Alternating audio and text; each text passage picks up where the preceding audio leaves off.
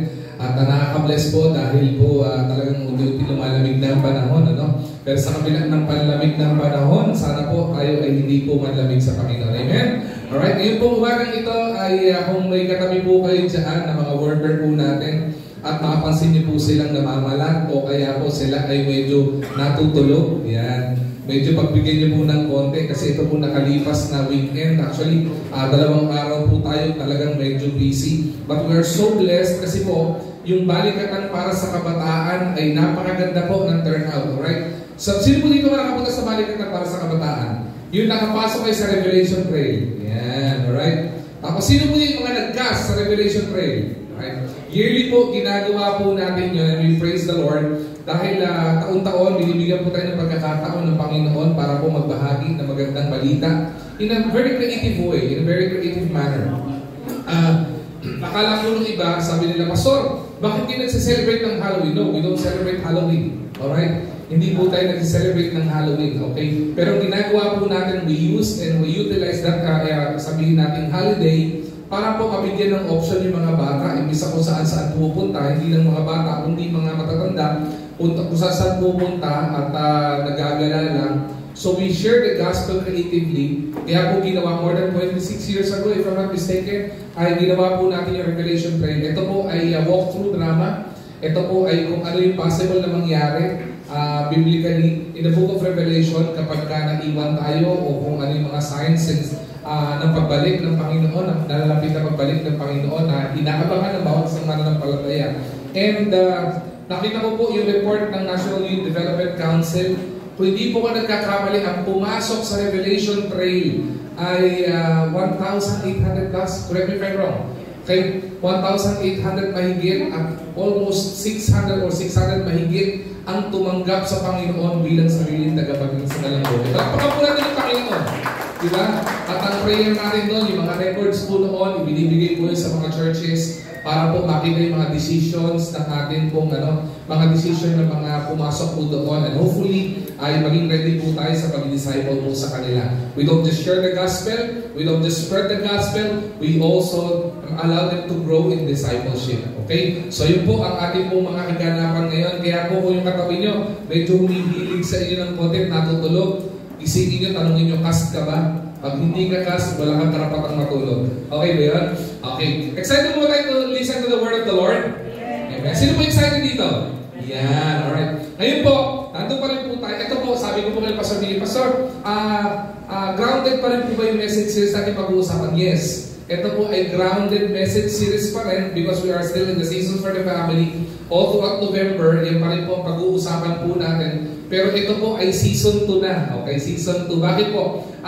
Last month, grounded in message series, but what we discussed last month ay wala pong iba kung hindi po yung importance of being grounded in God, grounded in faith. Okay? Pinag-usapan po natin last month, every Sunday, ano yung po mga problema ng pamilya o possible problem ng family that actually weakens the family. At pinag-usapan natin doon, kung naiintindihan natin kung ano yung mga problema that weakens our family, pinag-usapan din po natin yung mga biblical principles that will actually prevent it from happening to our family.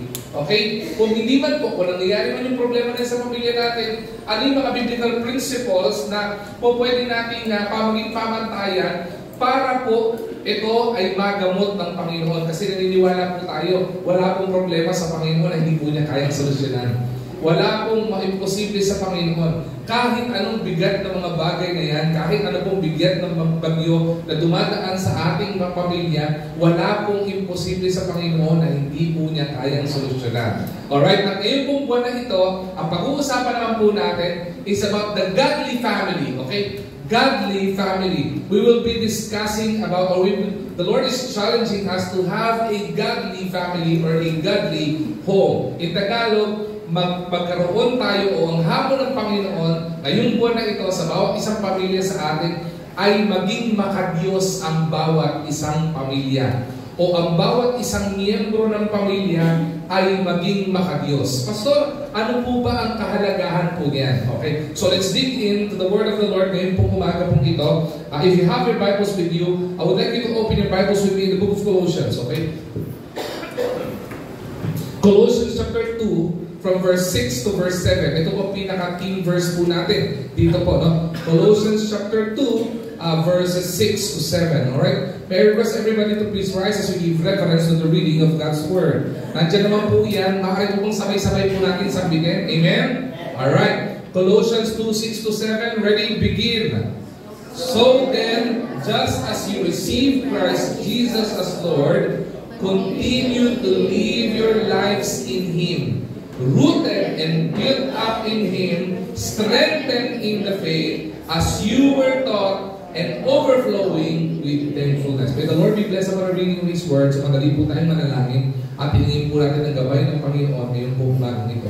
Panginoon namin dakilang Diyos, maraming pong salamat for the time, Panginoon, na pinigay mo po, Panginoon, sa amin. Hindi lang po, Panginoon, magkaroon ng pribilehyo, Panginoon, na makasamba, makapagbigay ng papuri sa iyong kabanalan, Panginoon.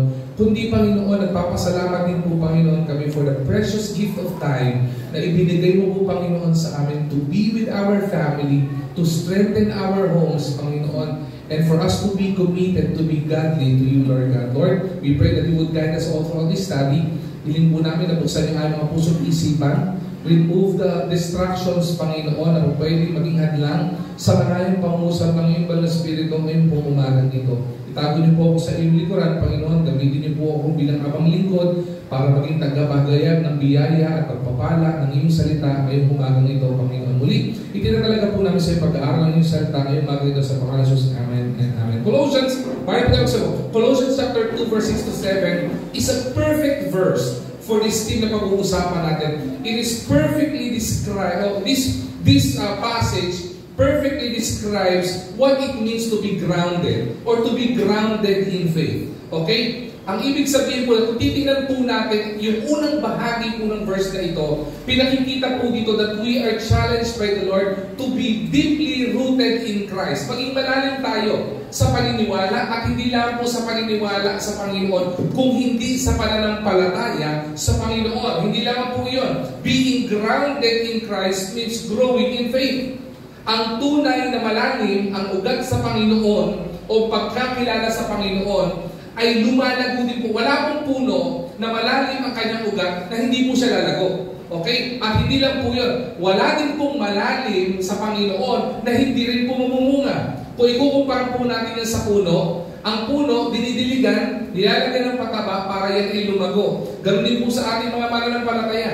Kaya po tayo nag-aaral ng salita ng Diyos, kaya po tayo nananalangin, kaya po tayo nakipag-fellowship because we want to deepen our faith sa Panginoon na kahit anong baging dumaan sa atin o sa pamilya po natin, maging malalim tayo sa Panginoon, tayo ay yumabong to grow in faith and to be built on His truth. At the same time, tayo po ay mamunga. Bakit po? Because a godly family stands strong because its root go deep into God's Word. Okay? Kaya po tumitibay ang bawat isang pamilya. Okay? Let's be honest. Wala pong isang tao dito at wala pong isang pamilya po dito ang hindi po dadaan sa pagsubok o bagyo ng buhay. Wala pong pangako ang Panginoon na pagka tayo ay naging mananampalataya o naging anak ng Diyos, we will be exempted sa bagyo ng buhay o sa problema ng buhay.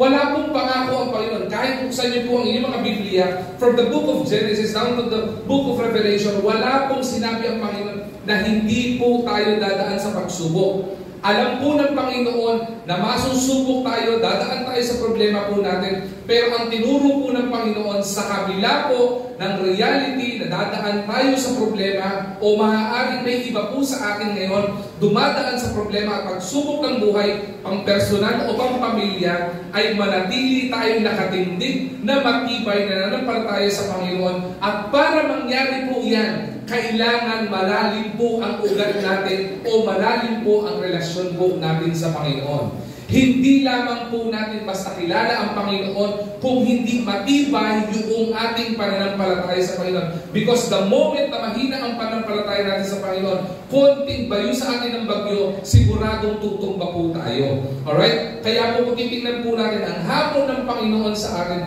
is for our homes to be a godly family or our family to be godly o maging makadiyos ang pamilya po natin. Ngayon po muna natin yung ibig sabihin ng grounded or godly family. Ang ibig sabihin po niyan ay ito. Firmly established. Okay? Malalim. Okay? May ibig sabihin, ikaw ay, sabihin natin, stable. Okay? Firmly established, based or founded on principles. Ito pa yung particularly the truth of God's Word in love. Okay? Ibig sabihin po ng grounded, maging firm ka, maging malalim, maging yung pananampalataya po natin, ang pagkakaunawa natin sa salita po ng Diyos, ay hindi lang natin siya binabasa, hindi lang natin siya inuunawa, kung hindi ina-apply po natin. Because the test of our study, the test of pagkakaalam natin sa salita ng Diyos, ay masusubok po yan kapag ka po yan hindi lang basta ini-interpret, kung hindi ina-apply din po yan. Now the question is this, Pastor, bakit po natin kailangan pag-aralan yung grounded at being godly family? Bakit po hinahamon ng Panginoon ng bawat isang pamilya na maging makadiyos? Di ba? Why is it so important? Why is it so significant to have a godly family or to have a members of our home to be godly? Ano po bang kahalagahan yan? Pastor, mabubuhay naman ako kung Diyos ko, hindi naman, kung ang pamilya ko hindi naman makadiyos eh.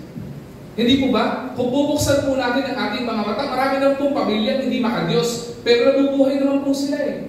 Hindi po ba? Marami naman po mga pamilya hindi naman po makadiyos, pero mukhang okay naman ang buhay po nila. Iba sa kanila, marangya ang pamumuhay. Di ba? Iba sa kanila, talaga naman kumakita ng pamumuhay. Mukhang maayos naman. So bakit kailangan po yung yung godly family? Yayaman din naman ako pagka hindi godly family ko. Masaya naman ako pag di godly family ko. Di ba? Lalo tigit ito pinakamagandang excuse dito ng mga hindi mananampalataya at ayaw magkaroon ng godly family. Di ba? Magagawa ko lahat ng gusto ko pag hindi godly ang family ko. I can do whatever things I wanted to do. I have that freedom to do whatever things I wanted to do. Hindi ba yung gusto ng lahat ng tao? Magawa mo lahat ng gusto mo, maging ayos ka, di ba? Maging marangya buhay mo. Pero ang tanong, di ba? Yun nga po ba talaga ang ino-offer ng mundo o ng Panginoon? What is the importance of having a godly family? And listen to this carefully. If you have your stabilo or if you have your notes, I would like you to take note of this Bible verse sa susunod. Okay, in the book of Psalm, chapter 127 or 128, okay, titingnan po natin dito, sabi dito, basahin niyo po maigi. So, this is follow with your eyes at unawain niyo maigi po ito. May mga hinighlight po ako dito, mga ilang words na kailangan natin makita at maunawaan. Kaya hinighlight ko po ito. Because I want to give emphasis to this following words na binigay po dito. Blessed, sabi ko, Psalm 128, 1-2, blessed is everyone that feareth the Lord. Okay? That walketh in His ways. Sabi po diyan, for thou shalt eat the labor of thine hands. At ang panghuling bahagi po dito, tignan niyo po ito, happy shalt thou be, and it shall be well with thee. Binasa ko po ito sa King James Version, kaya kung papasin niyo, parang ang lalim po ng pagkaka-Ingles. Pero basahin ko po sa inyo yung NIV. Ang sabi po sa NIV, o sa New International Version, blessed are all who fear the Lord, who walk in obedience to Him. At ang sabi ko, you will eat the fruit of your labor, blessings and prosperity will be yours. Tingnan niyo po ito, no? Kaya po pala hinahamon tayo ng Panginoon para yung pamilya po natin maging grounded in faith, grounded in relationship sa Panginoon. Kaya po pala gusto ng Panginoon magkaroon tayo ng godly family or godly home o magkaroon po tayo ng miyembro o bawat miyembro ng pamilya ay maging makadiyos because God designs blessing for the family. Nakita niyo po ba yun? Ang disenyo ng Panginoon ay pagpalain ng Panginoon ang pamilya po natin. Praise be to God, kasi ang disenyo ng Panginoon ay hindi po pasakitan, pahirapan ang pamilya, kung hindi pagpalain ang pamilya. Dahil malinaw na malinaw po sa verse na ito, blessed is every man that feareth the Lord.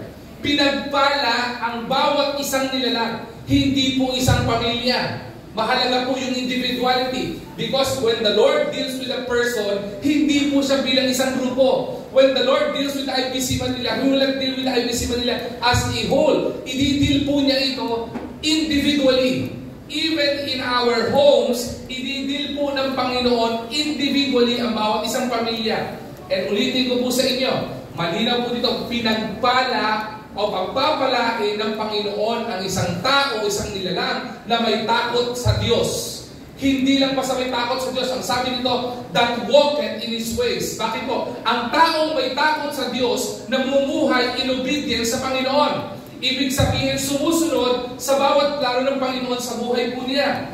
Alright? At tingnan po natin, for thou shalt eat the labor of thine hands, happy shalt thou be, and it shall be well with thee. Mamaya ipapaliwanag ko po sa inyo kung ano yung specific blessing na yan ng Panginoon para sa bawat pamilya na naririto. At makakarinig po ng mensahe na ito.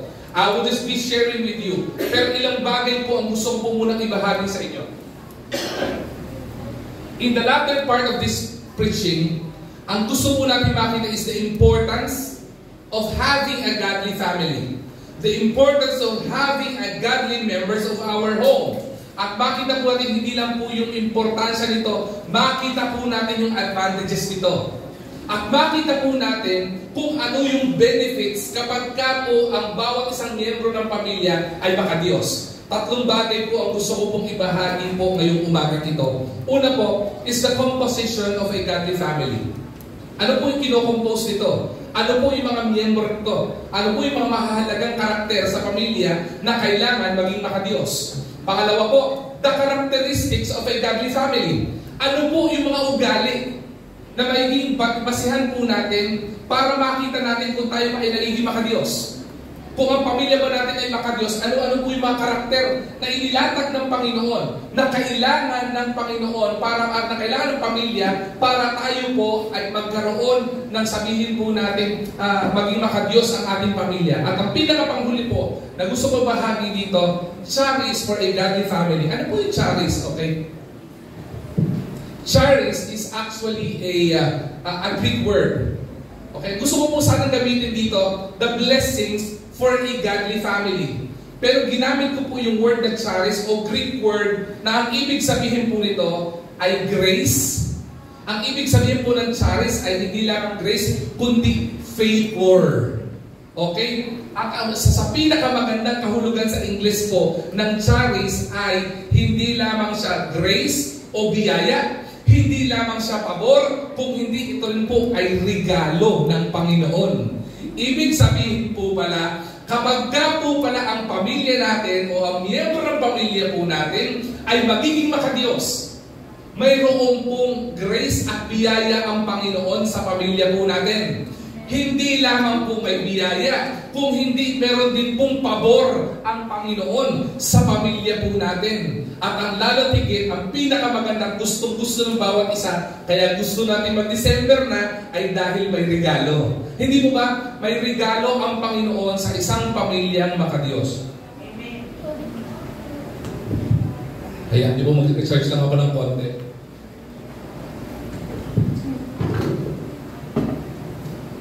So, ready na po tayo? Amen? Ready na kayo? Ang sarap i-ay, no? Nakita natin ang hamon ng Panginoon, ang bawat pamilya maging makadiyos. Dahil dinisenyo ng Panginoon na maging makadiyos ang pamilya para po ma-receive natin ang pagpapala. You listen to this carefully. When the Lord blesses His children, lagi ko pong binabanggit po sa pulpitong ito. Sabi ng Bible verse, when the Lord blesses His children, it is always pressed down, shaken together, and running over. Gumawa pa ako ng dance step dyan. So, huwag nyo nang ipasayaw sa akin. Puyat ako. Okay? So, gumawa pa tayo ng dance step dyan para mabilis maalala po natin. Ganun po ang pagpapala ng Panginoon. Nag-uumapaw lagi ang pagpapala ng Panginoon because we can never ever outgive the Lord. And it's always the design of the Lord to bless His children. Pero tandaan po natin, when the Lord blesses His children, ang susi ng pagpapala ay wala po sa Kanya. You need to understand that principle. When the Lord blesses His children, ang susi para ma-unlock ang pagpapala ng Panginoon, it is not in the hands of the Lord because that is not His goal and responsibility. The responsibility of God is to bless His children. He is the blesser. Pero ang ginawa ng Panginoon para ma-receive natin yung pagpapala, ibinigay ng Panginoon ang susi ng pagpapala sa atin. Ito ang susi, i-unlock mo ang pagpapala ng Panginoon. Kaya kung papansinin niyo po, in every year ginagawa po natin ito.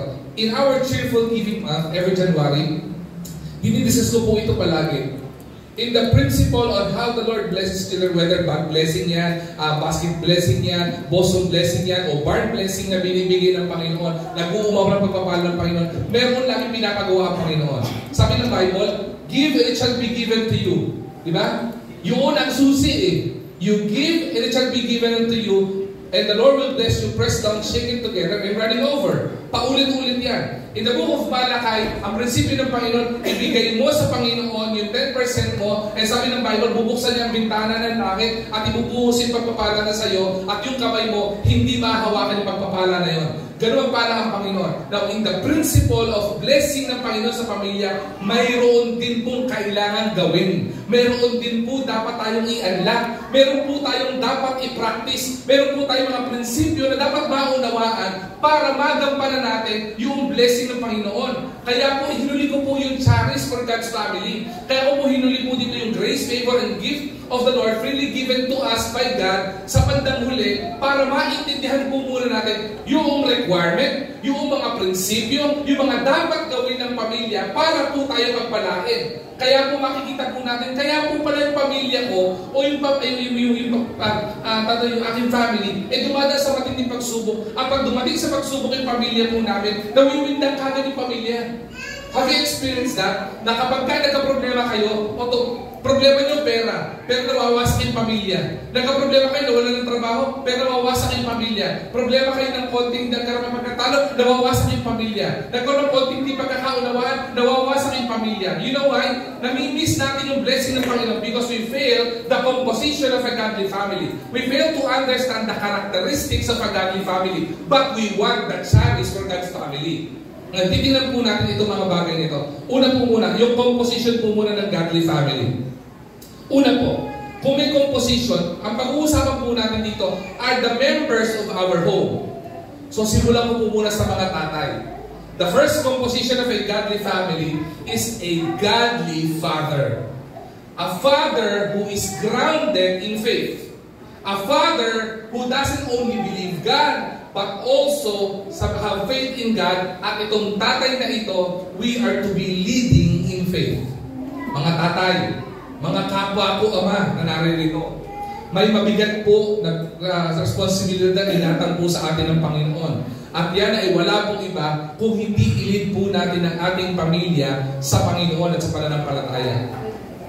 Kung may dapat na nagdadala sa isang pamilya, sa isang nanay, o sa isang bata, palapit sa Panginoon o sa relasyon sa Panginoon, dapat po yan ay wala pong iba kundi ang Ama. Bakit po? Ano sabi po sa Proverbs? Proverbs chapter 20 verse 7, the righteous man walks in his integrity. Ano po sabi sumunod? Blessed are his children after him. We fathers, tayo po, mga ama, ay may espesyal na pagtawag sa Panginoon. Tinawag po tayo ng Panginoon to do a specific duty in our family. And that is to lead our family to Christ. That is to lead our family to faith. Diba? Kaya po maganda po na palalim tayo sa pananampalataya. Kaya po tayo sa church po na ito, ginawa po natin, kumuha po tayo ng men maturing in the Word para lumalim sa salita po ng Diyos kasi po kailangan ng pamilya. Isa po sa pusi ng Panginoon sa pagpapala sa isang pamilya ay yung mga tatay na marunong mag-lead sa kanilang pamilya sa pananampalataya at palapit sa Panginoon. Hindi lamang po yun ang duty ng mga tatay. Our duty, we are also called not only to lead our family to faith, but we are called to have integrity. Ano po yung integrity? Para mas malinaw po natin maintindihan. Kailangan po ng mga tatay ng panahon na ito ng hindi lang makadiyos, kundi makadiyos na may integridad. Bakit po? Integrity means, para mas mababaw na paliwanag, mayroon pong mabuti at mayroon pong masama. Pag sinabing may integrity ka, ang ginagawa mo, hindi mo lang inaalam yung mabuti at hindi mo lang inaalam yung masama. Ang ginagawa mo, nilalayuan mo yung mga masasamang bagay, masasamang bisyo, o kung ang mga masasamang bagay na makakapag-corrupt sa iyo, because whatever wrong things that would corrupt you, it would corrupt your family. Alright? At hindi lang po yan. Ang tamang integridad, ang ginagawa, yung mga bagay na tama, yun ang pinaninindigan. Kahit na lahat ng mga tao sa paligid mo, kinokontra ka, pero ang alam mo sa salita ng Diyos at sinasabi sa iyo ng Panginoon, tama yan, pinaninindigan mo kung ano yung tama. Leading with integrity. At hindi lang po yun. Sabi po ng mga, sino po mga teachers dito? Ako naging teacher po dito. May naging teacher po ba? Sabi po nila, there are two ways na po in teaching. One is theoretical. Nasabihin mo sa kanila, tinuturo mo, inilecture mo. Pero isa sa pinakamaganda daw po na pagtuturo, uri ng pagtuturo, ay ipinapakita mo. You do it by example. Fathers, being a godly father, and as we lead our family to faith, tayo po ay dapat nagtuturo sa kanila by example. Hindi po pwedeng sabihin natin sa mga anak natin o sa asawa natin na kailangan magkaroon ka ng personal na relasyon sa Panginoon. Kailangan maging tagapagligtas mo ang Panginoon kung ikaw naman hindi mo tinanggap ang Panginoon at wala kang personal relasyon sa Panginoon. Hindi mo pwedeng sabihin sa mga anak mo, anak, mag-church ka, magpagamit ka sa ministry, pero wala ka sa church at hindi ka nagpapagamit sa ministry. Hindi mo pwedeng sabihin, ibigin mo ang Panginoon, pero ikaw hindi ka umiibig sa Panginoon. Kailangan sa ating mga tatay, makita muna sa atin yung example. Di ba? Hindi mo pwedeng sa mga anak mo, anak, alam mo, masamang magmura. Di ba? Pero pagdating sa bahay o pagdating sa labas, nakikita ka ng pagmumura, napakinggan ka ng pagmumura. You don't live by example. Di ba? You don't preach what you don't practice what you preach. Di ba? Sabihin lang sa masakit yan, baka balik sa iyan. Akala ko po masamang magmura. Bakit kayo po nagmumura?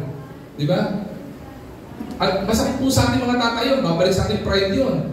Pero tinuturo ng Panginoon, di ba? Leading in faith means leading by example. Bakit? A righteous man who walks in integrity, ang sabi dito, blessed are his children after him. Ano ba ibig sabihin po nito?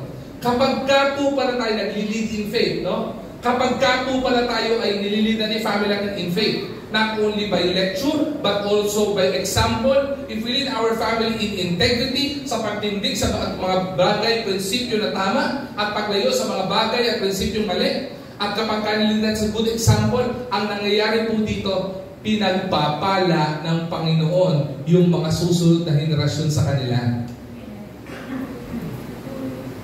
Fathers and parents, my fellow parents who are here, you don't want to build a menace in this society.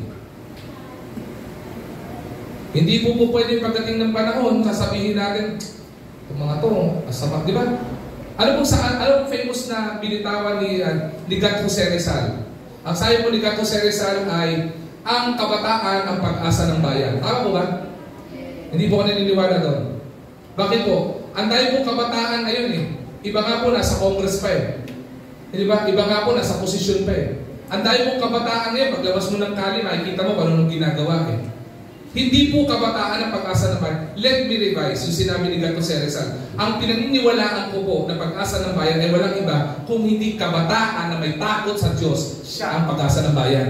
Bakit? A righteous man who walks in integrity, di ba? Will be blessed. And the generations after him will be blessed. Blessed are his children after him. Ang ibig sabihin po, maging reflection po natin ito. Grounded father in faith means fathers who trust God's word and who trust God. Leads his home in prayer. Diba? Sino po nag-lead ng prayer sa pamilya po natin? Baka po pag nagkakayaan ng prayer for the food lang, ikaw na. Diba? Baka nagkakaturuan pa prayer na lang, nagkakaturuan pa. Dapat po tayo nag-lead niyan. Dapat po tatay ang nag-lead sa devotion. Tatay nagtuturo kapag nagtanong po yung anak, tatay po tingin niyo dito. Diba? Google mo na lang anak. Diba? Iba sa inyo, chat-GPT niyo pa. Anak, chat-GPT mo na lang. Ang galing nun. Diba? Dapat ready tayo for answers. Alright? At lalo higit, maging reflection natin, a godly father who is leading in faith should be a model of Christ-likeness. Kaya po meron pong tinatawag na fruit of the Spirit. Ang tunay na anak ng Diyos, nakikita yung fruit of the Spirit sa buhay po natin. Alright? At makita po natin, ang pinaka-basic application po nito, fathers, lead our family devotions regularly. Ibig sabihin ng devotion, prayer, and studying to the Word of the Lord. Sabi ng Bible, ito sa Panginoon, meditate in the Word day and night. Hindi lang po yun, pray daily for your wife, for your children, your grandparents, or tito and titas. Pray for the family. Dapat tayo naunang nanalangin sa kanila. Hindi po masama yung humingi ng prayer request sa iba. Pero bago po humingi ng prayer request sa iba, ipag-pray mo muna ang pamilya mo. Fathers, responsibilidad po natin yan. As we lead, at starting it, we show leadership not by control, but by love and consistency. Iba sa mga tatay, ako nagtatrabaho, ako ang batas sa bahay na to, ako sundin mo. Huwag natin gawin yun. Because at the end of the day, kapag ginawa mo yan na walang pag-ibig at wala kang consistency, wala kang integrity, maniwala ka, babalik at babalik lang sa iyan. Your children will weaponize your word para maging against sa'yo. Questionable integridad di ba? We are to show leadership by example. Nakikita po natin. Alam niyo bakit? Minsan hindi mo na kailangan ituro sa mga anak mo yung mga bagay na kailangan na matuto. Hindi mo na kailangan sabihin sa kanila yung dapat nilang sabihin kapag ka nakikita sa'yo. Hindi mo na kailangan i-push ang anak mo na magsimba kung nakikita sa'yo na nagsisimba ka. Hindi mo na kailangan i-push ang mga anak mo at pamilya mo na sumamba sa Panginoon kapag ka nakikita lang sumasamba ka sa Panginoon. Hindi mo na kailangan i-push sila na magbasa ng salita ng Diyos kung nakikita nila ikaw nagbabasa ka ng salita ng Diyos. Hindi mo na kailangan i-push sa kanila na manalangin sila kapag ka nakikita nilang nananalangin ka. Hindi mo na kailangan i-push sa kanila yung integridad kapag ka nakikita nila sa tatay nila may integridad, tumatayo sa tama at lumalayo sa kung anumang mali. What we need in our homes primarily are godly fathers. I hope and I pray that we will have godly fathers. Pangalawa, hindi lang po godly fathers, but godly mothers. Okay? Mothers who are grounded in faith. What does it mean? Mothers who are nurturing with wisdom. Okay? Ano bang sabi ng Proverbs? The book of wisdom. Proverbs chapter 31 verse 26. She opens her mouth with wisdom, and teaching of kindness is on her tongue. Diba? Masarap po yung mga nanay na lumalabas sa bibig niya ay punong-puno ng wisdom. Marami po mga nanay dito high pitch no? Sino din mga nanay high pitch? Yung pagka sumigaw yung nanay niyo, mababasag yung salamin at saka yung mga paso sa bahay. Diba?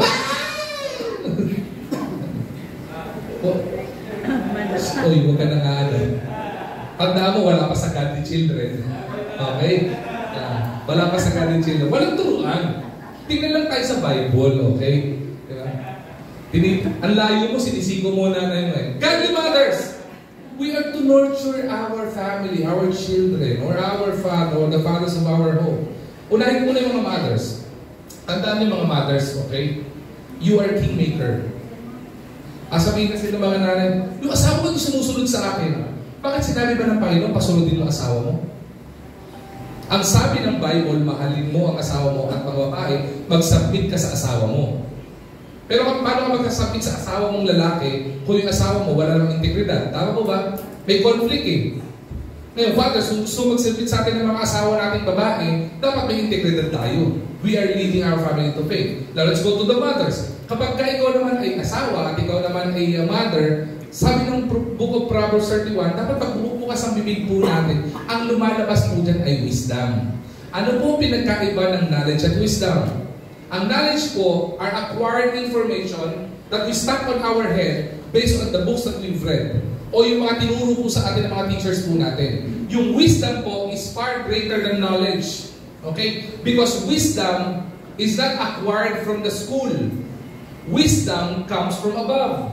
Nanggagaling po sa Panginoon yan. At paano ka magkakaroon ng wisdom kung hindi ka malalim sa Panginoon? Alright? Kaya hindi po tayo naniniwala sa mga babae. Kasi sabi kasi ng mga babae, ang mga babae, matindi pakiramdam yan. May tinatawag silang women's intuition. Okay? Ako hindi po ko naniniwala doon. Ang pinaniniwalaan ko po ay kapag ka ang babae ay malalim sa relasyon sa Panginoon, meron siyang tinatawag na women's discernment. Ginagabayan siya ng Panginoon, pinapatnubayan. Kaya po kung ang babae, kayo ay kingmaker, okay, ang lumalabas na bibig po ninyo o ang bibig ng mga asawang babae ay wala pong iba kundi wisdom galing sa Panginoon. Diba? Maaaring it encourages your husband or your children. Diba? O maaaring rebuke para hindi mapahama yung pamilya po natin. Ano ibig sabihin po nito? Godly mothers build our homes with wisdom. At ang ibig sabihin itong may wisdom, with patience and love.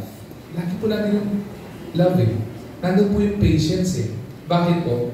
Makaintindihan po natin, mabuksan ang isipan po natin at makapag-reflect tayo sa mga bagay po na ito.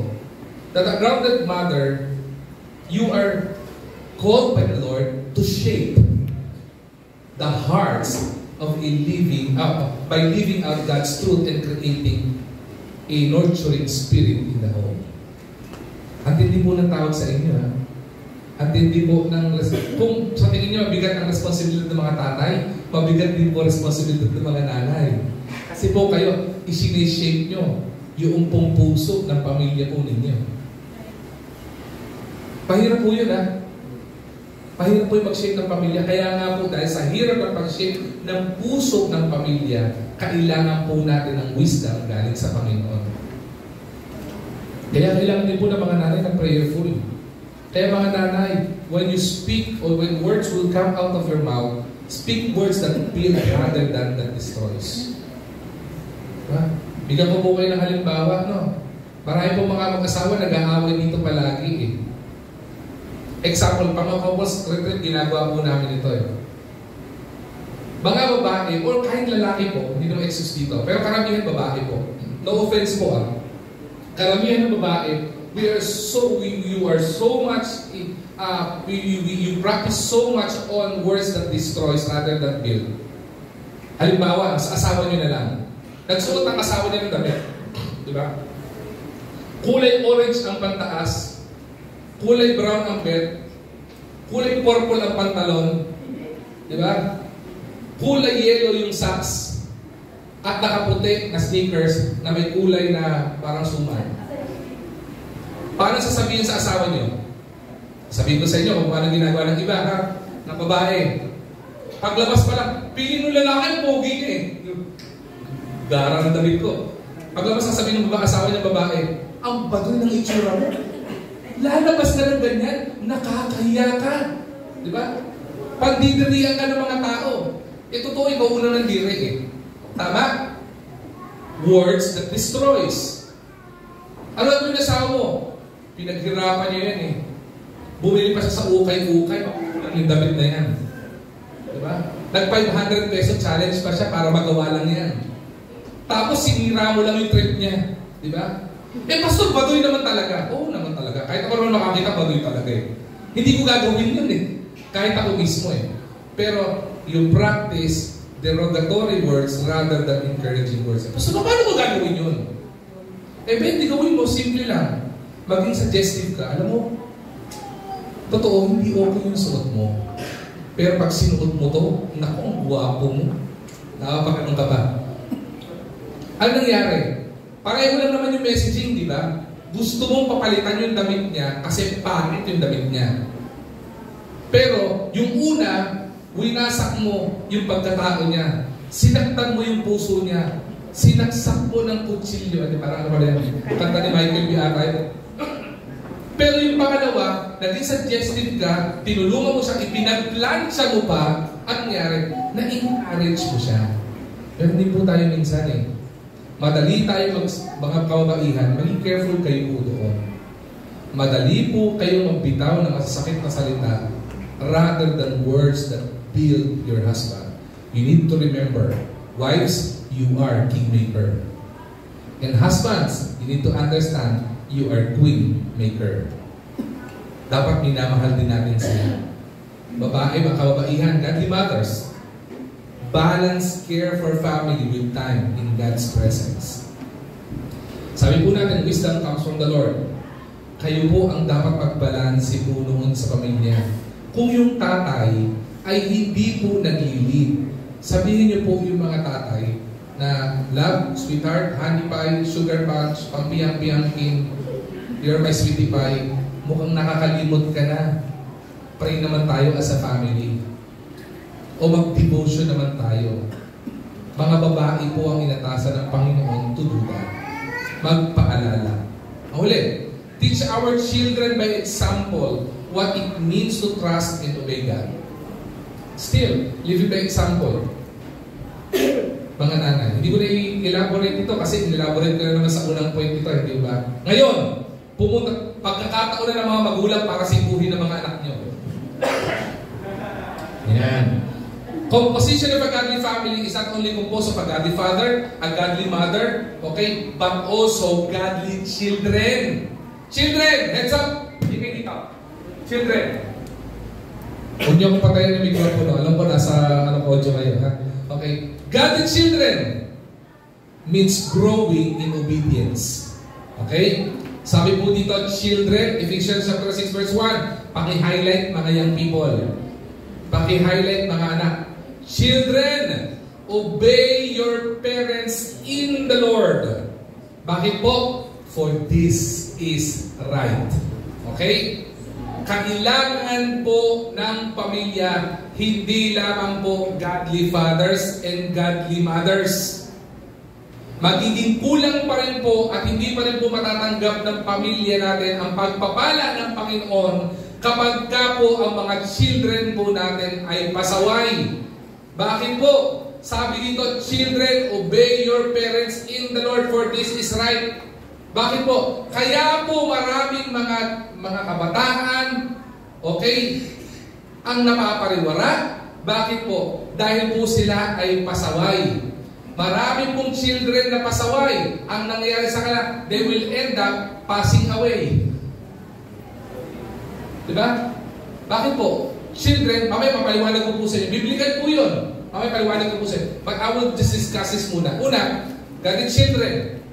Ang inatas sa mga anak, sa ating mga anak, ay para maging masunurin sa mga magulang po natin. Bakit po? Wala pong matinong magulang na magsasabi, mapapagawa sa kanyang mga anak na mga bagay o mga sitwasyon o mga kaugalian na ikasasama niya. Lalo tigit, kapag ka ang tatay mo makadiyos, kapag ka ang nanay mo makadiyos, walang ituturo sa iyo yan at walang ipapagawa sa iyo yan na ikapapahamak mo. Kaya ang inutos ng Panginoon nito, children, obey your parents in the Lord. Dahil ito ang tama. Obedience means, ibig sabihin, isn't just following rules. Okay, kayo ha? Children, obedience to your parents is not about obeying rules alone. Ang ibig sabihin ng obedience dito, it is a way to show love, it is a way to show respect, it is a way to show faithfulness to God. Kung faithful ka sa Panginoon, mapahalin mo ang magulang mo. Kung matapat ka sa Panginoon, re-respetuhin mo ang mga magulang mo. At kung matapat ka sa Panginoon, nire-respeto mo mga magulang mo at minamahal mo magulang mo, magiging obedient ka sa kanila. Amen, parents? Sabi mga parents, Pastor, lakasan mo pa.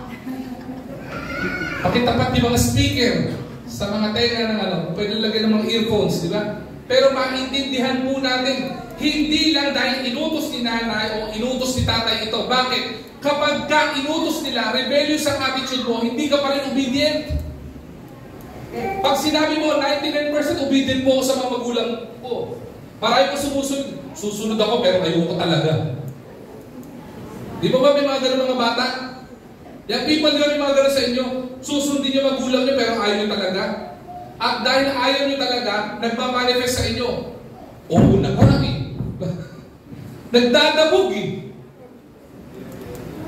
Sasabihin mo ba, obedient yun? Oo, sumunod sa rules. Oo, sumunod sa pinag-uutos. But rebellious of heart. Lack of love, lack of respect. At lalo tigit young people. Kung mga young people kayo, mga bata kayo, at may relasyon kayo sa Panginoon, at tayo ay Kristiyano, dapat isinasabuhay natin ito. Bakit? Kaya marami pong mga bata hindi nadadala yung magulang sa Panginoon o sa church kasi yung testimony natin sira eh. Di ba? Marami mga bata dito na wala pong problema unahin yung church. Pero, huwag niyo naman kalimutan yung gawaing bahay. Minsan ginagamit ng mga young people, kaya kasabihan ko po yung pastor natin dito, turuan niyo yung mga young people na maging maganda testimony sa tahanan po nila. Kasi yung mga young people, ginagamit na excuse yung church, ginagamit na excuse yung ministry para hindi gawin yung gawaing bahay. Hindi po, sabi po ni pastor, kailangan doon ako sa practice ng ganito. Sabi po ni ma'am ganito, dapat nandun po ako sa church eh. Diba? O kaya hindi mo madala, eh, ginagawa excuse eh. Ngayon, kung alam mo may youth service, alam mo may practice, diba? Madaling araw pa lang, maglaba ka na. Diba? Bago kumain yung tatay at tanay mo, hugasan mo na. Sumusubo pa lang yung nanay mo, hugasan mo na po. Bakit? Nagmamadali ka. May gawain po kasi. Pakibilisan naman. Huwag naman ganon. Ibig sabihin, tumulong ka sa pamilya mo. Hindi mo madadala ang pamilya mo at mga magulang mo sa Panginoon kahit anong luhod mo, kahit magkakalyo ka sa tuhod, kung sira ang testimony mo sa mga magulang mo. Hindi mo ba? Young people, love, respect your family. Yan po ang ibig sabihin po ng children grow in obedience. Bakit po growing in obedience? Children, nandun tayo sa proseso ng pag-aaral. Wala pong perfecto. Nobody was created by the Lord perfect. Lahat po tayo, we are blemished with sin. To sinabi sa book of Genesis, when God created us, the Lord was pleased. Natuwa siya, ganda ng creation niya. But because of the sin of Adam and Eve, sin was imputed into man. Pinasa po sa ng kasalanan. So lahat na gagawin natin ay bahid ng katumihan ng kasalanan. Hindi ko ba? Pero kung gagawin po natin ito, gawin po natin na may pag-ibig sa Panginoon at nandun tayo sa proseso ng tayo ay lumalago, tinuturuan, pinapatnubayan. Kaya mga anak, maging mapagpasalamat kayo sa Panginoon dahil meron kayong mga magulang na Kristiyano na gagabay sa inyo kung meron man. Pastor, yung nanay at tatay ko wala naman po sa church, hindi po ako ginagabay sa pananampalataya sa Panginoon. Magpasalamat ka pa rin sa Panginoon dahil meron kang church, meron kang mga pastor, meron kang mga youth leaders na nag-guide sa iyo para ituwid ang mga pagkakamali mo. Growing in obedience. Paano nyo ma-practice to? Pastor, anak ko, paano nyo ma-practice to? Practice listening with a humble heart. Problema ng kabataan ngayon, we are fast to talk but never quick to listen. Kaya po, hindi mo magiging obedient ang isang young people kapag hindi ka nakikinig. Di ba? Sabi sila nanay mo, maglaba ka. Hindi pa tapos yung instruction, naglaba ka ng damit. Yung palang pinalalabahan, basahan lang. Tapos pag sinita ka, bakit hindi nalaban yung basahan? Nilaban ko naman po yung damit ha. Hindi ka kasi nag-listen. You fail to listen. Children, kaya marami napapahamak because you fail to listen to instructions. Di ba? Kapag ka sa examination, multiple choice. Kapag binibigyan ng teacher ng instruction hindi po ba? Kapag ka hindi ka nakinig sa tamang instruction, mapapahamak ka. Children, kaya marami yung people na napahamak sa EDSA. Bakit? Nakalagay doon, may instruction, bawal tumawid, nasagasaan. Binago ng MDA, bawal tumawid. Nakabamatay, may tumawid pa rin, namatay. Binago ulit, bawal tumawid, di ba? Mamamatay ka, di ba? May tumawid pa rin, namatay. Babaguhin ulit. Pag tumawid ka pa, patayin kita. Hindi na ginawa ng MMDA chairman yun Bakit? Ang kulit talaga natin because we fail to listen to instructions. Kahit sa batas ignorance of the law excuses no one. Hindi mo porket hindi mo alam ang batas, hindi excuse ka na. Ay, hindi ko po alam yan. Pero po akong kilala, malapit sa puso ko. Tumuwid siya sa EDSA. Sabi niya, hinuli siya, jaywalking. Sagot niya doon sa nanghuli sa kanya, ano meron? Galit pa jaywalking po kayo. Ay, hindi ko alam. Mahigit, dalawang taon na ako nasa ibang bansa Di ba? Hindi ko alam yan. Anong ginawa sa kanya? Pinag-fine pa rin siya. Bakit? Ignorance of the law excuses no one. Ganon din po When children fail to listen to instruction, we fail. Para maging obedient ka, Una, makinig ka muna sa instruction. At kung makikinig ka, you need to have a humble heart. Children, minsan, feeling natin porket nakapag-aral tayo, o may natapos tayo, o may naabot na tayo sa buhay, feeling natin mas magaling na tayo sa mga magulang natin. Huwag pong maging ganon. Bakit po? Kasi magulang pa rin po natin sila. Sumunod, be thankful and show respect to your parents. Pakita mo respeto yung mga magulang mo. Ipakita mo kung paano mo sila minamahal. And remember that obedience to parents pleases God. Sabihin niyo po ito, yung pagsunod, children. Kaya nami-miss na mga kabataan ang pagpapala ng Panginoon is because we fail to become obedient to our parents. Because being obedient to your parents pleases the Lord. Natutuwa ang Panginoon kapag sinusod ko ang mga magulang mo. Bakit po? In the Ten Commandments, it was given. It was written in the Ten Commandments. Diba? Honor thy father and thy mother. Tama mo ba? Tama mo ba? Amen? Okay. This is the only commandment of the Lord that has a promise. Ano ba yan? Alam niyo po kung anong pangako, children, makinig dito. Yun lang sa Ten Commandments, okay, ang may kadugtong na pangako mula sa Panginoon. Tingnan nyo, isa-isahin nyo. Thou shalt not covet thy neighbor's wife, thou shalt not steal, thou shalt not, dami mga thou shalt not, di ba? Walang kadugtong na pangako. Pero pagdating sa honor your father and your mother, pagdating sa obedience sa Bible, sa mga magulang. In Ephesians chapter 6 verse 3, sabi nito, sa Ephesians 6:1, children, obey your parents in the Lord, for this is right. Here's the promise of the Lord sa mga anak. Sa mga kabataan na narito. Kahit sa mga anak na tulad ko, lahat naman tayo naging anak din po, di ba? Ephesians chapter 6 verse 3, so that it may be well with you and that you may enjoy long life on the earth. Pangako ng Panginoon yan eh. Sabi ko po sa inyo, di ba? Biblical yung mga pasaway na bata na nagpapasaway. Bakit po? Kasi suwail eh. Pangako kasi ng Panginoon yun eh. Kapag ka ang mga bata sumusunod sa mga makadiyos na magulang, rumirespeto at iniibig ang magulang, pangako ng Panginoon sa inyo ang mahabang buhay and it may be well with you. The blessing of prosperity. Kabataan, gusto nyo maging maayos ang buhay mo ninyo, di ba? Mga anak, gusto nyo maging mahaba ang buhay ninyo, di ba? Hindi kayo mapariwara, maging maayos ang mga future po ninyo. Simulan nyo sa pinag-uutos ng Panginoon, becoming a godly children by growing in obedience sa kanila. Now, Pastor, may isa pa? Meron pa po. Hindi lamang godly father, hindi lamang godly mother, godly children. Kailangan po godly together. Hindi ba? Strengthened in unity. Psalm chapter 133 verse 1. How good and pleasant it is when God's people live together in unity. Hindi po ba't maganda sa paningin? Hindi ba't maganda po makita? Hindi po ba't masarap na samahan sa isang pamilya na ang pamilya, ang nanay at tatay, ang mga anak, nag-iibigan, di ba? At nagkakaisa, nagkakaunawaan. How good and pleasant it is when God's people live together in unity. Lalo tigit yung unity po dito. Hindi lang basta sinasabing unity at you're united. Sabi ko nga po, madali po mag-unite ng family. Magtawag ka ng kain sa labas, lahat yan pupunta eh. Mag-call ka ng shopping, ililibre mo mga tatay, i-call nyo yung asawa nyo sa shopping kasama ng anak nyo. Madaling tawagin yan, kahit may kadit yan, pupunta yan. Lahat na consent sa mga mall, madaling magtawag ng unity. Ang mahirap, alam niyo po kung ano? Yung harmony. Bakit po? Because we are all different people eh. Iba ugali ni tatay, iba ugali ni nanay, iba pinagkalakhan ng mga anak, iba pinagkalakhan ng mga magulang.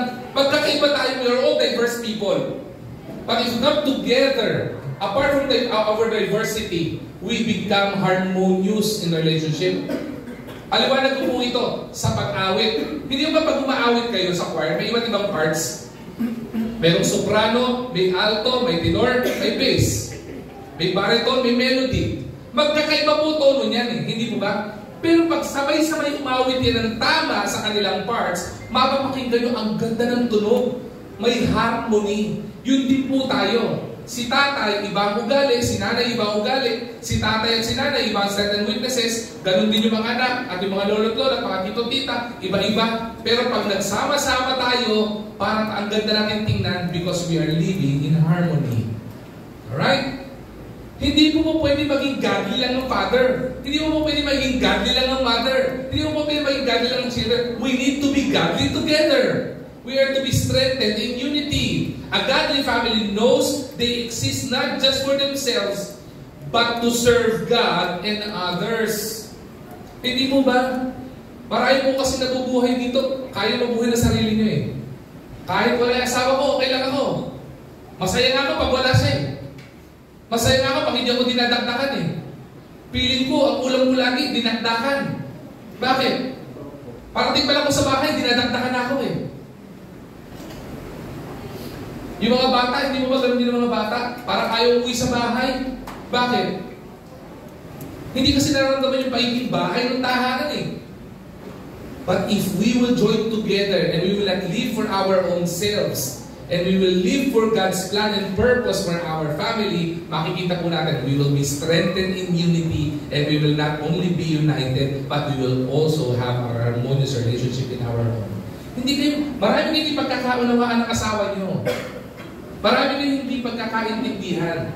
Pero if you are living in unity and harmony, yung mga hindi pagkakaunawaan, makikita nyo magkakaroon kayo ng compromise at magkakaroon kayo ng magandang relasyon sa pamilya.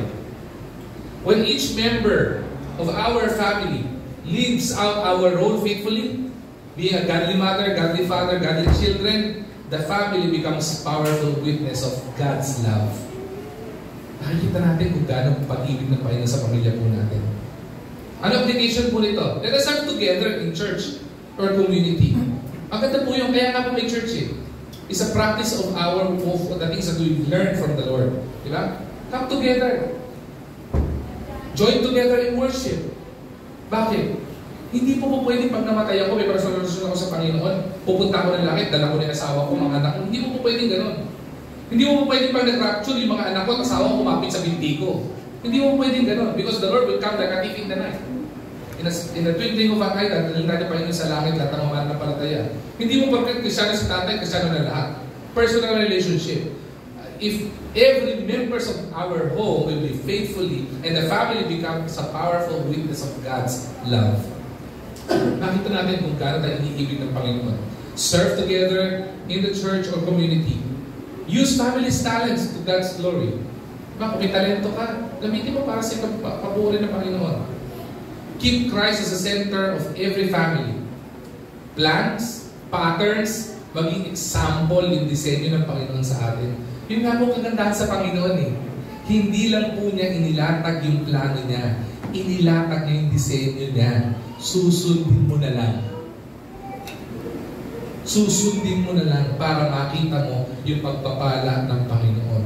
Tapos tayo sa composition, let's go with the characteristics. Naintindihan natin, kailangan ng pamilya. Kung gusto natin pagpalain ng pamilya natin, we need to have a godly father, we need to have a godly mother, we need to have a godly children, and we need to be godly together. Okay? Hindi pwedeng kanya-kanya. Ngayon, tingnan natin yung mga kaugalian, characteristics. Ilang bagay lang naman po ito. 4 din pong mabilis lang po ito. Characteristic number 1 of a godly family, grounded in love. Bakit po? Ano po sabi sa 1 Corinthians chapter 13, verse 13? And now, these 3 remains. Okay? Faith, hope, and love. Sabi ito but the greatest of this is ano? Love. Mahalaga yung faith? Yes. Mahalaga yung hope? Yes. Mahalaga yung love? Yes. Pero sabi ng Bible, sabi ng Panginoon, but the greatest of this is love. In other words, charity, pag-ibig. Bakit po? Because love is the foundation of every relationship. Wala pong magiging isang relasyon na hindi mayroong pag-ibig. Hindi po magkakaroon ng anak kung walang umibig na nanay at tatay.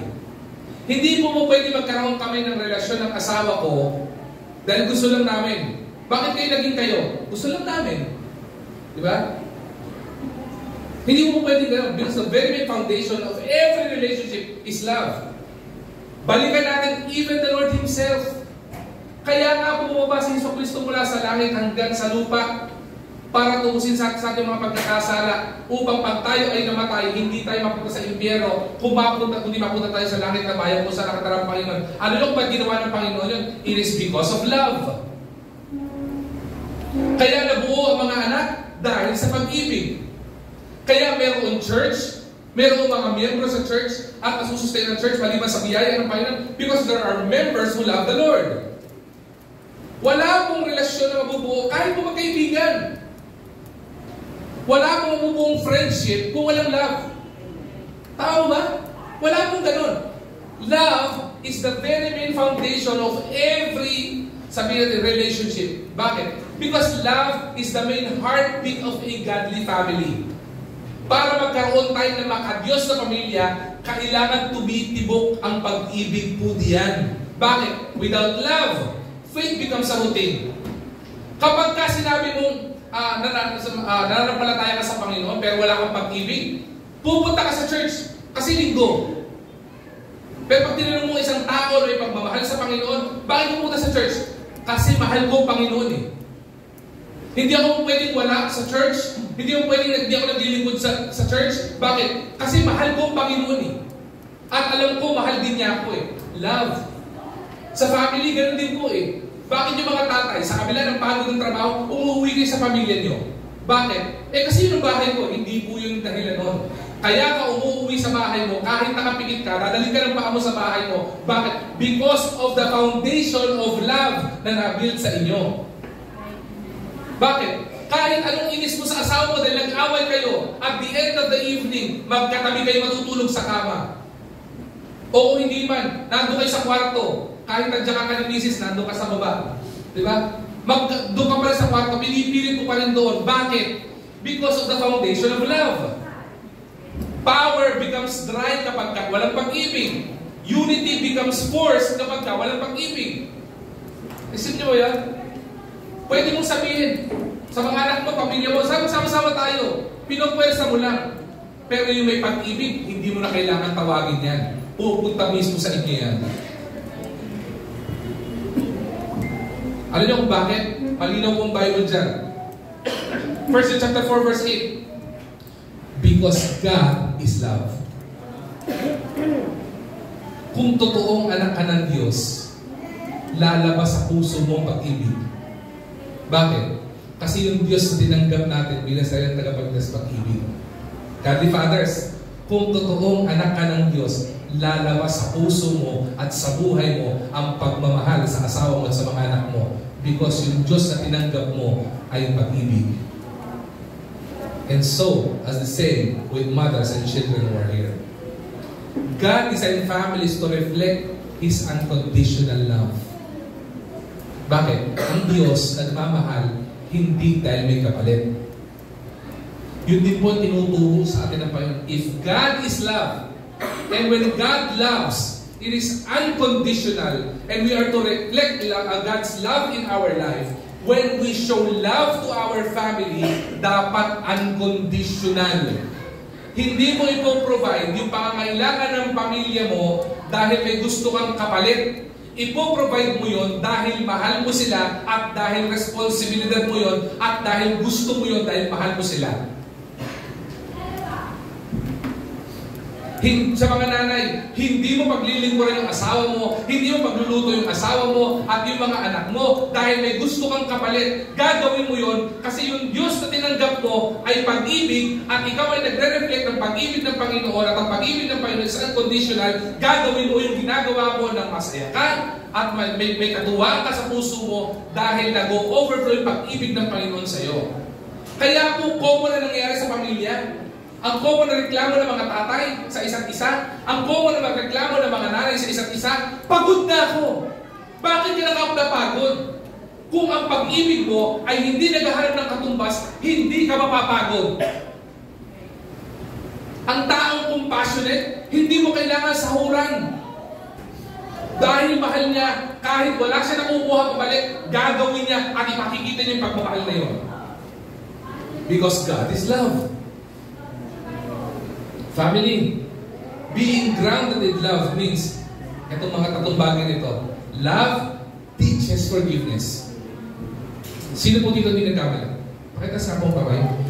Yan, nagkamali ka na. Sino po hindi nagkasala dito?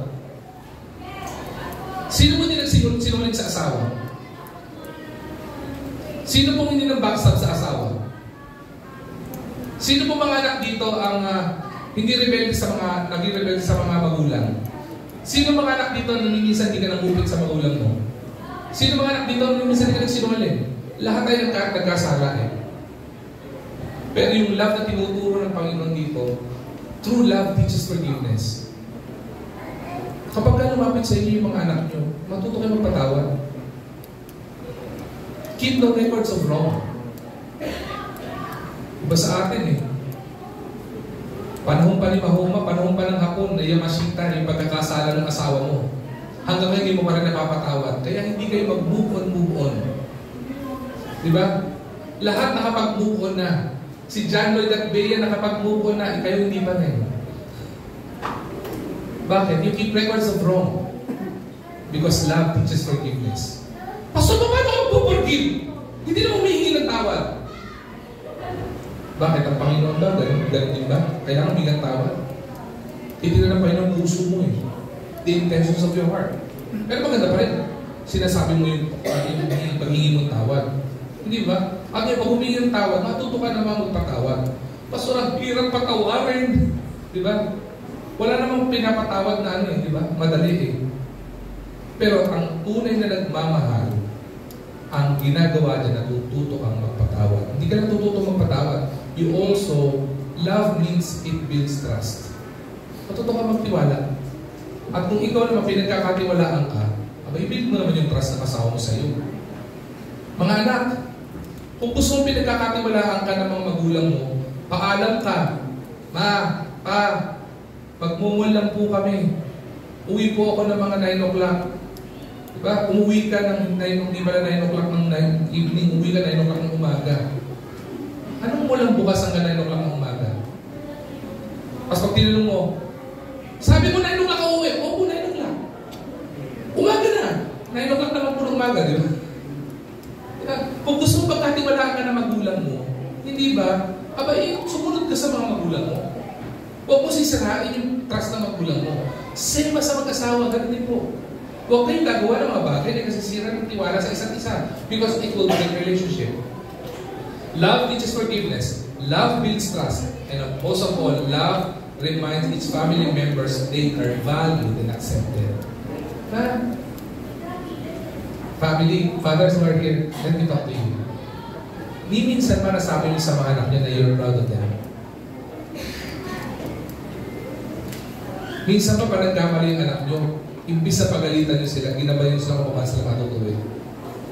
Baka minsan galit lang tayo, hindi natin sila ginagabayan. Masarap magalit. Madaling hide na din. Mahirap magturo, pero yun ang sinasabi ng Panginoon. The Lord doesn't only teach of discipline. Hindi lang po sinabi ng Bible, spare not your children literal. Ang sabi ng Bible, train up a child in the way they should go, for when they are old, they will not depart from it. Turuan mo. Gabayan mo. Reminds each family member to value that they are accepted. Young people, heads up. Bigay sa akin. You would relate to this. Kapag may problema kayo, saan kayo lumalapit? Saan kayo hihingi ng tulong? Karamihan ng mga young people, kapag may problema, imbis na humingi ng payo sa mga magulang, humihingi ng payo sa kaibigan. Alam niyo kung bakit? Bakit ganun? Nakakalungkot na sitwasyon yan, ha? But parents, it's a reality that we need to face. And it's a problem that we need to address. Bakit? Kasi kung accepted sila sa tahanan at alam nila na mauunawaan nyo, i-forgive nyo sila at sila ay makapabili ng trust sa family, ang mangyayari sa kanila, lalapit sila sa inyo.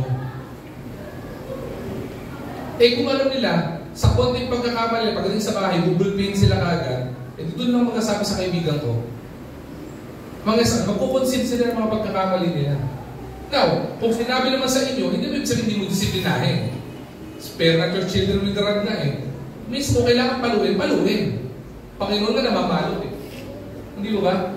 Pero, kailangan ipaunawa sa kanilang pagkakamali, ituwid sa pagkakamali, at ang gawin sa kanilang gabayan sa maayos na buhay.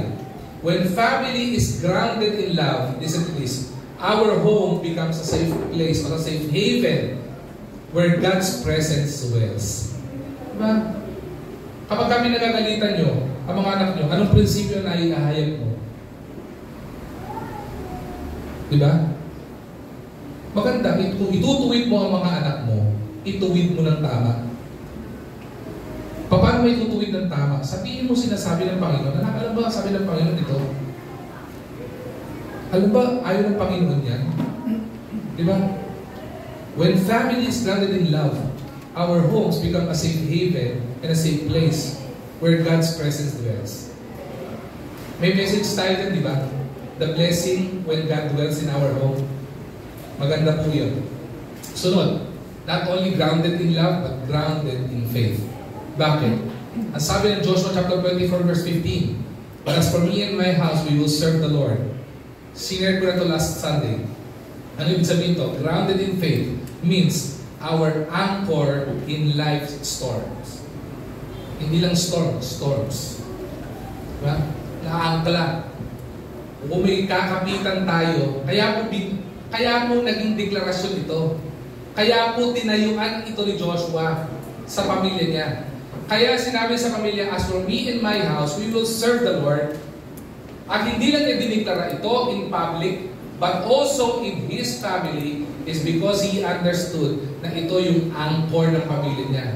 Na kapag dumaan sila sa bagyo at problema ng pamilya nila, nakakapit sila o nakaangkla sila sa matibay na kapitan at yan walang iba kundi Panginoon. Faith keeps the family standing when life is uncertain. The only certain thing in this world is uncertainty. Diba? This world is full of change. The only consistent thing on this world is change. Everything changes. Full of uncertainty. Walang kasiguruhan. Pero ang may kasiguruhan tayo, yung salita ng Diyos at pananampalataya sa Panginoon. And that what makes our family strong.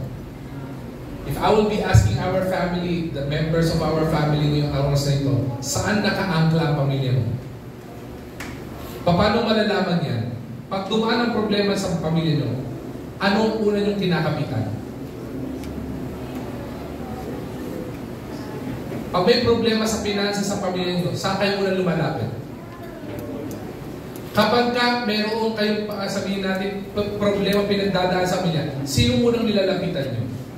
Saan nakaangkla ang pamilya nyo? It's the confidence that God is in control.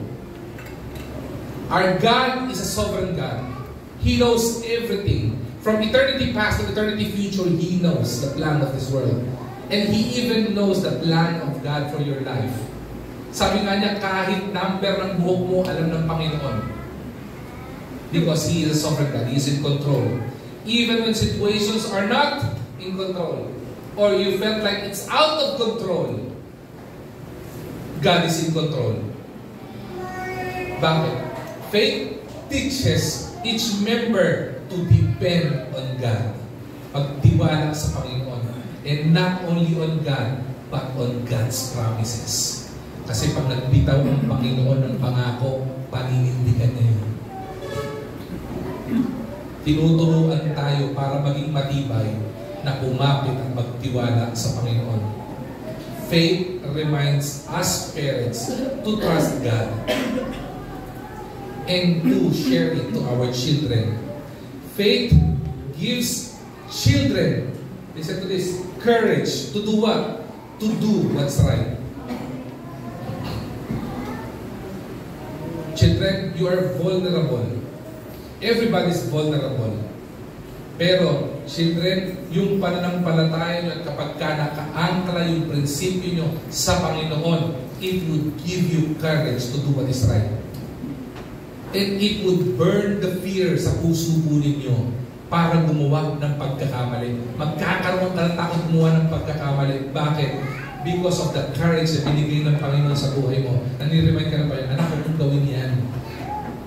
Kaya kung na ginagamit ng mga tao, binubulungan ako ng Panginoon, hindi bulong ng Panginoon. It is the Holy Spirit talking to you. Anak, mali yung ginagawa mo.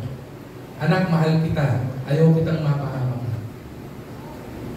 Faith helps families overcome whatever problems in life with togetherness, unity, and harmony.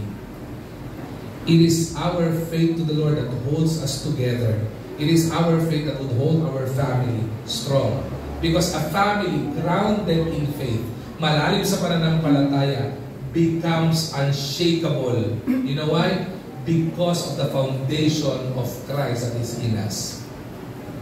If you are rooted in Christ, malalim ka sa Panginoon, your family becomes strong. Now, ito yung mga characteristics na kailangan maintindihan. Dalawa na lang. The character of unity or grounded in unity. Strength of togetherness. Philippians chapter 4 verse 3. Make every effort to keep unity of the Spirit through the bond of peace. Why? Because unity keeps our family from falling apart. Unity keeps our family from falling apart. Not living independently, but living together in unity and in harmony. Bakit? Because when heart is divided, even small problems can destroy your relationships. Kahit simpleng sapatos, simpleng maduming damit, simpleng hindi naligpit, simpleng mga bagay, simpleng diskusyon, it will destroy your family. But if it will be grounded in unity, at sinabi ng Panginoon sa Ephesians 4 verse 3, diba? It will keep the family intact, preventing it to fall apart. Unity doesn't mean perfection, because nobody's perfect. But unity means working together in peace despite our differences. Wala namang hindi na pagkakasunduan ng, di ba, na hindi nakukuha ng magandang usapan eh. Mga husbands and wife, husbands, may tip ako sa inyo. Pag inaaway yung asawa nyo, minsan manahimik din kayo. Huwag ka mag-alala. Kung may wisdom kayo sa Panginoon, malalaman niya kung mali siya o tama siya. Ngayon, kung talaga nag-aaway kayo, matindi ba kayo nyo? Husband, sabihin sa asawa nyo, I love you. Itigil yan. Subukan nyo, mag-aaway kayo. Mamaya mag-aaway kayo mamaya. Talaga, pastor? Gumawa ka ng bagay na pag-aawayan nyo. Sabi ni pastor eh, subukan mag-I love you ka. Diba? Tatahimik yan. Sasabihin niya sa'yo, I love you din! Diba? Pero I love you hang kayo. O diba? O di ayos na kayo. Unity keeps our family from falling apart. Unity builds through communication and forgiveness. Hindi mo pwede maging united, hindi kayo nag-uusap. Pag tinanong kayo, united ba kayo sa bahay nyo?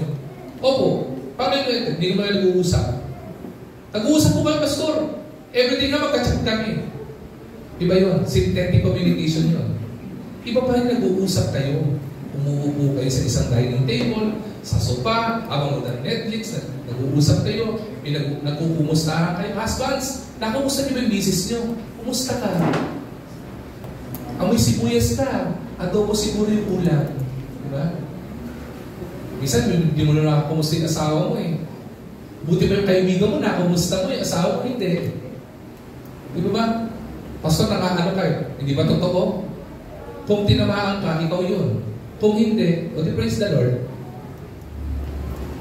Nakumusta ba yung husband mo? Pagod sa trabaho eh. Di ba? Pinagalitan mo na kung saan niya tinapon yung pantalon. Hindi man lang natanong kung kumain na ba siya. Di ba? Nakasita mo na sa media sa brief niya, pero hindi mo natanong kung pagod ba siya. Mga anak, di ba? Hindi mo alam, binubuli na pala sa eskwelahan, hindi mo pa natatanong kung kumusta sa eskwelahan. Build to communication and forgiveness. It teaches cooperation and mutual respect. Diba? Unity, ito tinuturo to. Hindi lamang communication, cooperation and collaboration. Mga anak, ang totoong united na pamilya, ang sinasabi mo sa mga magulang mo, dahil willing ka to communicate, to cooperate and to collaborate. Ma, pa, ano ba itutulong ko po? Yan ang collaboration. Yan ang cooperation. Hindi na kailangan utusan. Nagkukusa. Ganon din po sa mga mag-asawa. Hindi na kailangan hindi na kailangan sabihan pa. Dapat sensitibo tayo sa mga pangangailangan ng mga mahal natin sa buhay. Kasi kapag sensitibo ka sa pangangailangan nila and you try to do and provide whatever that is needed, ang mangyayari po yan, it will build unity in our home. It also creates joy, peace at home where God can move freely. A united family is powerful testimony of God's love to the world. Ang huli, grounded in prayer. The power source of our family. The prayer of a righteous man or the power of a righteous person is powerful and effective. James 5:16. One of my favorite book in the Bible is the book of James. Bakit? The book of James teaches us the proper Christian living. Ito po yung tinuturo ng book of James. At sa tinuturo dito, magpakalalim tayo sa pananalangin. We are to be grounded in prayer because it is the power source of our family. Bakit? Prayer keeps family connected to God and to each other. Parang yung telepono. Yung telepono nyo, kapag lobat yan, anong kailangan nyo pong gawin? Ano po? Pag ang telepono nyo, lobat, makapag-Facebook ka? Makakatawag ka? Hindi. Makaka-text ka? Hindi. Pastor, yung phone ko po, ano naman di ba? Power naman po Hindi ako maka-text. Hindi ako makapag-Facebook. Baka wala kang load. Di ba? Ang prayer, ganun din po. Baka po hindi tayo connected kasi lobat ka na Kaya hindi ka nakaka-connect sa pamilya mo kasi lobat na, hindi ka na nanalangin Walang telepono na kusa nagcha-charge. Walang buhay na napapagod na walang paghuhugutan ng power. Walang paghuhugutan ng power tayo kundi Panginoon. At kailangan naka-plug tayo in prayer. Nanalangin tayo sa Panginoon. Di ba? Prayer builds intimacy with God. And our intimacy with God will reflect our intimacy with our family. Because when family is grounded in prayer, we don't talk about God. They talk with Him together. Diba? Hindi mo pinag-uusapan ng Panginoon. Hindi mo kinukwento lang ang Panginoon. Pinag-uusapan nyo. Grabe yung blessing ni Lord, no? Grabe, no? Kahit yung problema tayo, alam natin hanggang si Lord. Prayer, the power source. Tapusin na natin. Huwag natin pag-usapan yung blessing. Sabi ko, Pastor, inaabangan ko Tapusin po natin ito. Tatlong bagay, di ba? Nakita niyo yung composition of a godly family. The primary requirement. Magkaroon ng godly mother, father, children, and togetherness. Nakita natin yung requirement. Yung characteristic ng isang godly family.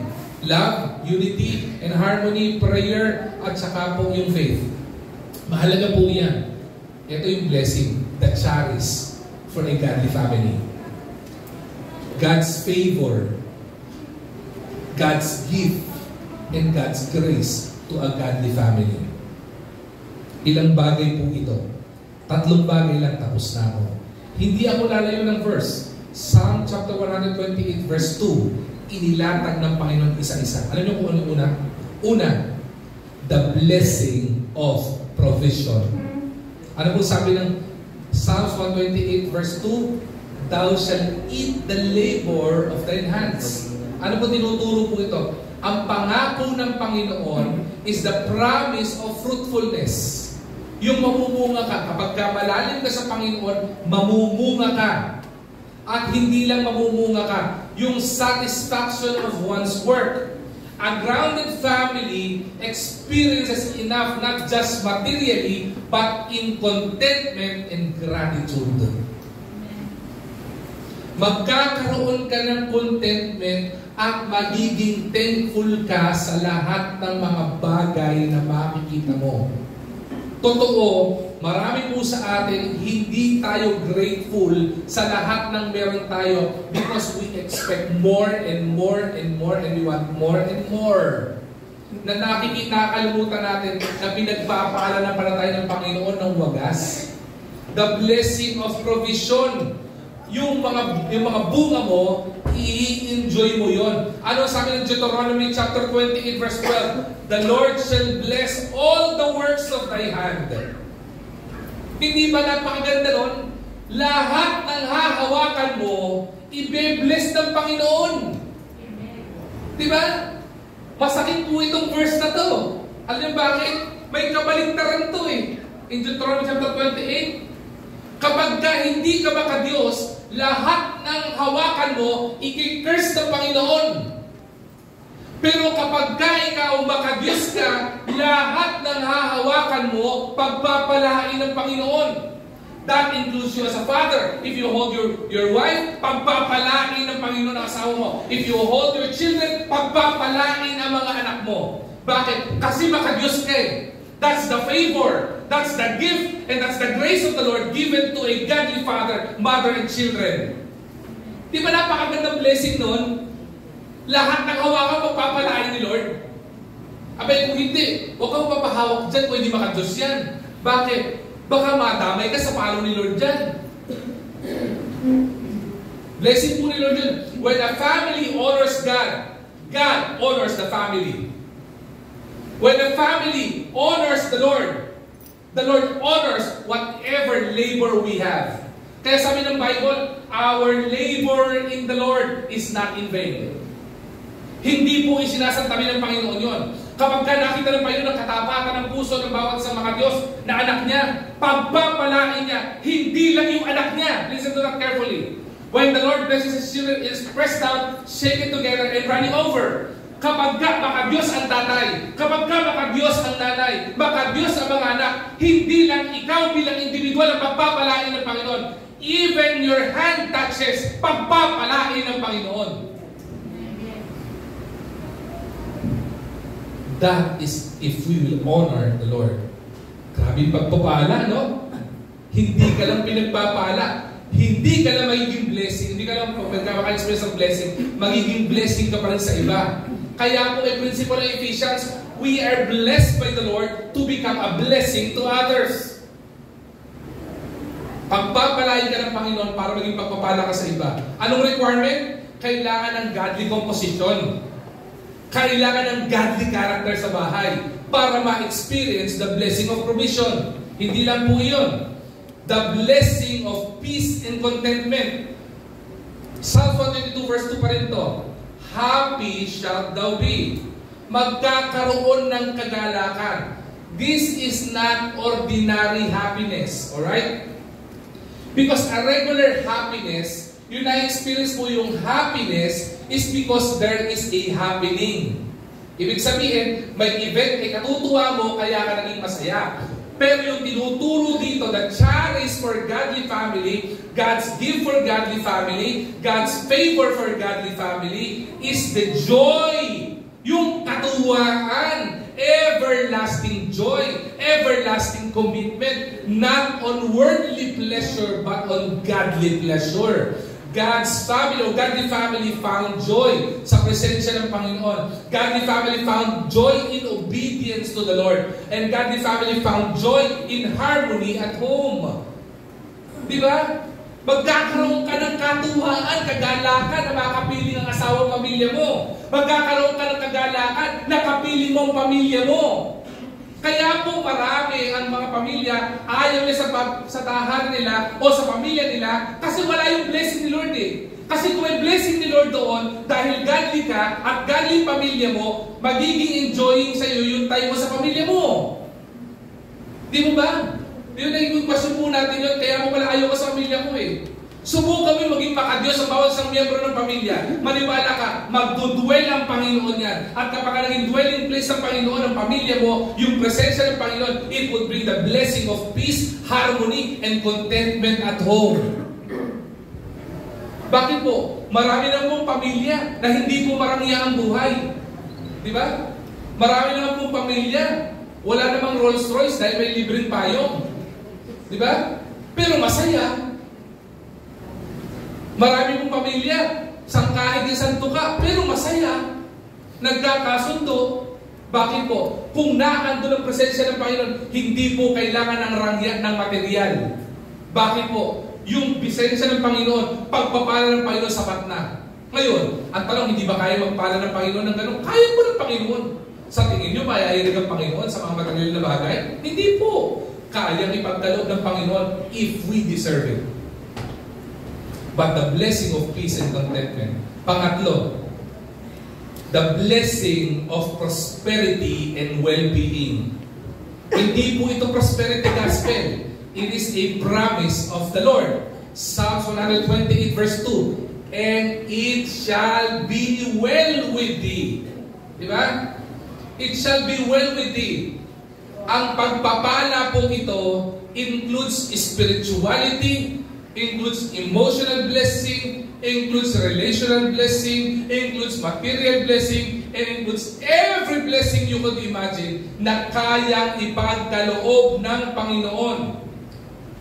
And it shall be well with thee. A grounded family thrives because the foundation is right. In 3 John chapter 1 verse 2, that thou mayest prosper and be in health, even as thy soul prospereth. Ano pong ibig sabihin po nito? Pagpapalain ng Panginoon. Hindi lang yung prosperity dito, yung sinabi yung dami ng laman ng pera mo sa bangko. Ang pag-apo ng pagpapala ng Panginoon, hindi lang sa trabaho, hindi lang sa negosyo, hindi lang sa karelasyon, hanggang emotion, hanggang physicality, hanggang health, hanggang spirituality, which is the most important thing, ay pagpapalain ng Panginoon. Bakit? When God is at the center of our home, everything comes into order. Kapag ka po walang gabay ng Panginoon, it would be out of order. Pag may problema kayo sa kayo malapit, kanino naka-anchor ang bawat isa? Tatlong blessing na ibinigay ng Panginoon kapag godly ang pamilya. Ang tanong, ano niyo ba nun? Sino gusto po dito ng blessing of provision sa kanilang tahanan? Pwede mo ba tumayo kayo? If you want the blessing of your prosperity in your home, kayo nga po kayo. Oo, lahat. Una pa lang, kayo na lahat. Ako rin gusto ko rin tumayo eh. Kung may nakaupo pa, sino gusto ng blessing of peace and contentment at home? Taas nga po yung kanang kamay. Sino po yung gusto ng blessing of prosperity and well-being sa pamilya? Pakita sa kaliwang kamay. Tatlo na, no? Nakita niyo ba itsura niyo? When we look at ourselves, na nakataas ang kamay, tumayo ka, kasi gusto mo ng blessing sa Panginoon. Parang tingin niyo lang po. Sabi niyo, tumayo ka, gusto mo po Panginoon, Pastor, ng blessing of prosperity, tumayo ka. Gusto ko po ng blessing of peace and contentment, tinaas mo kalawang kamay mo. Tinaas mo yung isang kamay mo ba, dahil gusto mo prosperity and well-being. But if you will look at yourselves in the mirror, ang itsura po niyo, papakita ko po sa inyo kung ang itsura. Alam niyo po kung saan nakikita ng ganyan itsura? Kapag ka hinuhuli ng pulis. So I'm not kidding. Pag hinuli ng pulis at nakataas na ng ganyan, ang ibig sabihin po dyan, surrender. And that is what the Lord wants. We want the blessing of prosperity. That's why you stood up. We want the blessing of contentment and peace. That's why you raise your left hand. You want the blessing of prosperity and well-being. That's the reason you raise up your hand. But what the Lord wants from you, if you want that blessing, you need to surrender to the Lord. Ngayon, hindi ko po kaya. Ngayon, I need to be a godly father. Ngayon, I need to be a godly mother. Children, Panginoon, I'm willing to obey. Not only my parents, but you, O Lord. I'm surrendering myself to you. That's what we have. Ano bakit? A godly family stands firm.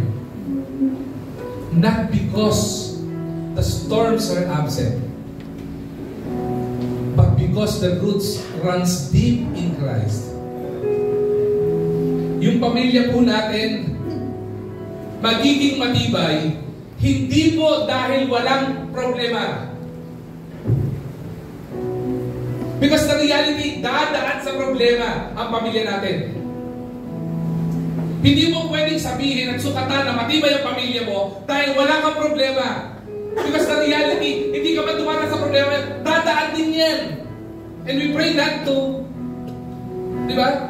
Pero ang sukatan ng matibay na pamilya is not the absence of problems and troubles in life o storms in life. Pero sukatan ng katibayan ng pamilya natin kapag ka po tayo ay naninindigan at malalim ang relasyon ng bawat isa kay Kristo. We are surrendered to the Lord. You know, I want the blessing. If we want the blessing, the simple principle is surrender to God. Be a godly father. If you want the blessing for your family, be a godly mother. If you want to have the blessing of the abundance of blessing ng Panginoon, be a godly children. If you want the abundance of God's blessing in your home and in your family, be, sabihin natin dito, godly together. Sama-sama, hindi mo pwedeng isa lang. Hindi mo pwedeng hatakin ni tatay lahat isa. Hindi niya kakayanin. Maganda yung sama-sama. How good and pleasant it is to see the unity at home.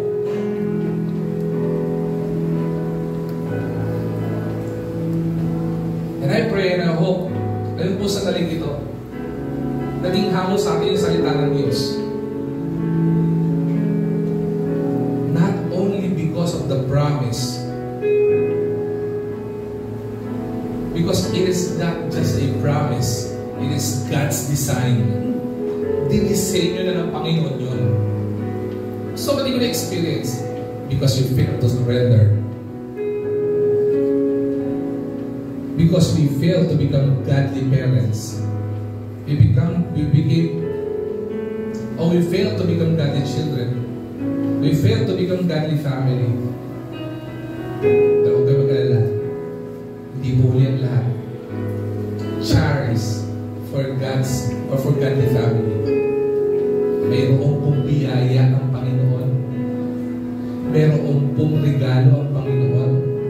Mayroong pong pagpapala ang Panginoon. All we need to do is to apply the characteristics of a godly family.